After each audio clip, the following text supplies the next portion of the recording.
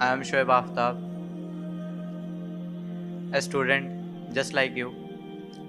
Today I am standing here, tomorrow is your turn. So I appeared for NEET this year and I secured AIR 1 and also 720 out of 720. I was born in Bengal. I am a Bengali, so I can speak Bangla as well. Kemon acho Assam? Thank you Hojai and the people here. Initially सब कुछ इतना clear नहीं था. Class 8-9 तक robotics और nano technology में काफ़ी interest था मुझे, और मैं कहीं ना कहीं ये सोचता था कि डॉक्टर्स की शायद फ्यूचर में रिक्वायरमेंट नहीं होगी. टेक्नोलॉजी इतनी एडवांस्ड हो जाएगी कि शायद हमें ट्रीटमेंट ऑफ डिजीज़ जो हम ह्यूमन बींग्स करते हैं उसकी शायद ज़रूरत ही ना पड़े, रोबोटिक्स से ही सारा काम हो जाए. डेफिनेटली 9th-10th में ये रियलाइज़ हुआ कि ऐसा एटलीस्ट फॉर सम डिकेड्स ऐसा तो पॉसिबल नहीं है. तब मैंने जो है चेंज किया अपने ड्रीम्स को और मैं नीट की तैयारी करने आ गया कोटा में. और फिर स्टार्टिंग में ज़्यादा गाइडेंस भी नहीं था मेरे पास, क्योंकि मेरी फैमिली में कोई डॉक्टर नहीं है. तो कहीं ना कहीं मुझे कोचिंग लेना पड़ा एलन से, और कोचिंग में भी कॉन्फिडेंस कम था. स्टार्टिंग में बस इतना टारगेट किया था कि एटलीस्ट सिलेक्शन तक हो जाए, कोई भी गवर्नमेंट कॉलेज मिल जाए चल जाएगा मुझे. पर धीरे धीरे जैसे मार्क्स इम्प्रूव होते गए वैसे वैसे कॉन्फिडेंस बढ़ता गया.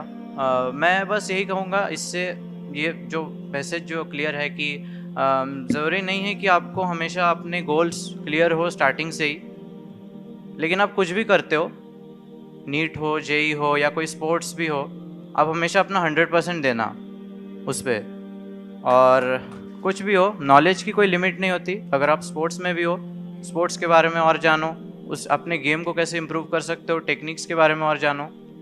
कुछ भी हो, नॉलेज की कोई लिमिट नहीं है.